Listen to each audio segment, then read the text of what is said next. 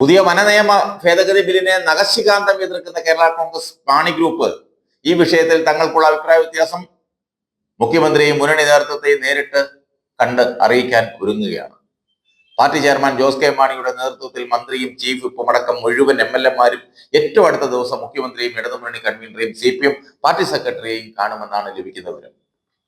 നിയമസഭാ കമ്മിറ്റിയുമായി ബന്ധപ്പെട്ട യാത്രയിലായിരിക്കുന്ന MLA ഒഴികെ 4 MLA-മാരും പാർട്ടിയുടെ രാജ്യസഭാ അംഗമായ പാർട്ടി ചെയർമാനും മന്ത്രിയും ഒക്കെ ഒന്നിച്ച് ഭരണ നേതൃത്വത്തെയും മുന്നണി നേതൃത്വത്തെയും കാര്യങ്ങൾ ബോധിപ്പിക്കുവാനുള്ള ശ്രമത്തിലാണ്.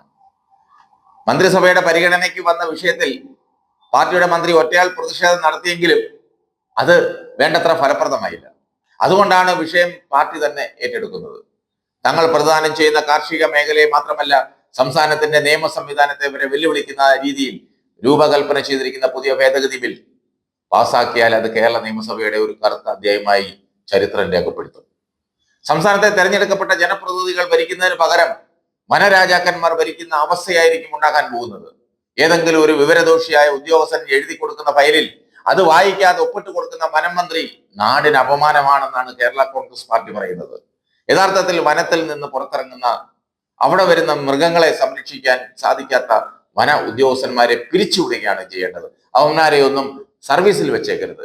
കാലാകാലങ്ങളായി വനസംരക്ഷണം എന്ന പേരിൽ കോടാനുകോടി രൂപ കാട്ടിൽ മുടക്കിയിട്ട് അതിനുവേണ്ടി പണം സ്വരൂപിച്ചു നൽകുന്ന അർദ്ധ പട്ടിണിക്കാരായ ജനത്തിന് കിടക്കപ്പുറതിയില്ലാത്ത അവസ്ഥ വരുന്നത് കയ്യും കെട്ടി നോക്കി നിൽക്കാൻ പറ്റുന്ന കാര്യമല്ല കേരള കോൺഗ്രസ് പാർട്ടിക്ക്. ആധുനിക സാങ്കേതിക വിദ്യകൾ ഫലപ്രദമായി ഉപയോഗിച്ച് മൃഗങ്ങളെ വന അതിർത്തിയിൽ തന്നെ പിടിച്ചു നിർത്തുവാൻ വനംവകുപ്പ് ഉദ്യോഗസ്ഥർ തയ്യാറാകണം. മുൻപ് പല പ്രാവശ്യം പറഞ്ഞിട്ടുള്ളതുപോലെ ചില വിദേശ സന്നദ്ധ സംഘടനകളുടെ നക്കാപ്പിച്ച പറ്റി സംസ്ഥാനത്തെ മൊത്തം വിൽക്കാൻ തയ്യാറായി നിൽക്കുന്ന വനംവകുപ്പ് ഉദ്യോഗസ്ഥന്മാരെ നിലയ്ക്ക് നിർത്തേണ്ടത് ഈ സംസ്ഥാനത്തിന്റെ പൊതു ആവശ്യമാണ്.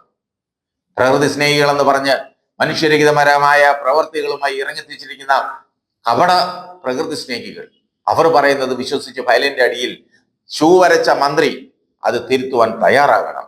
ബില്ലിന്റെ ഭേദഗതി പിൻവലിക്കുവാൻ തയ്യാറാകണം. എന്നെങ്കിലും അത് വീണ്ടും പുറത്തെടുക്കാമെന്ന ധൈര്യത്തിൽ മരവിപ്പിച്ചു വെച്ചിട്ട് കാര്യമില്ലെന്ന് മുഖ്യമന്ത്രിയോട് പറയാനുള്ള ധൈര്യം കേരള കോൺഗ്രസ് പാർട്ടി കാണിക്കണം. വനനിയമത്തിൽ ഇതുപോലെയുള്ള ഭേദഗതി വരുത്തുവാൻ കൂട്ടുനിന്നിട്ട് അതേ മന്ത്രിസഭയിൽ തുടരുന്നതിനേക്കാൾ നല്ലത് കേരള കോൺഗ്രസ് പാർട്ടി പിരിച്ചുവിടുന്നത് തന്നെയാണ്.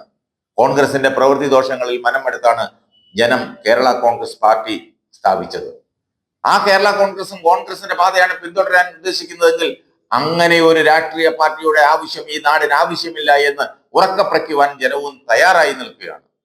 കേരള കോൺഗ്രസ് മുന്നണി വിട്ടുപോകുന്ന അഭ്യൂഹം അത് രാഷ്ട്രീയ അന്തരീക്ഷത്തിൽ ശക്തമായി നിലനിൽക്കെ മുഖ്യമന്ത്രിയെയും ഭരണ നേതൃത്വത്തെയും പാർട്ടി നേതൃത്വം ഒരുമിച്ച് കാണുന്നത് രാഷ്ട്രീയ നിരീക്ഷകർ കൗതുകത്തോടെയാണ് നോക്കിക്കാണുന്നത്.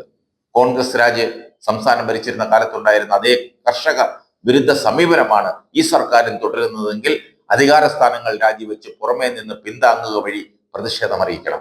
ജോസ് കെ മാണിയുടെ നേതൃത്വത്തിൽ റോഷി അഗസ്റ്റിനും പ്രൊഫസർ ജയരാജും മറ്റ് MLA-മാരും മുഖ്യമന്ത്രിയെയും മുന്നണി നേതൃത്വത്തെയും കണ്ട് അനുകൂലമായ നിലപാട് സ്വീകരിച്ചില്ലെങ്കിൽ പാർട്ടിയുടെ മന്ത്രിയും കോർപ്പറേഷൻ ചെയർമാൻമാരും അടക്കമുള്ളവർ രാജിവെച്ച് പ്രതിഷേധം രേഖപ്പെടുത്തുമോ എന്നാണ് കണ്ടറിയേണ്ടത്.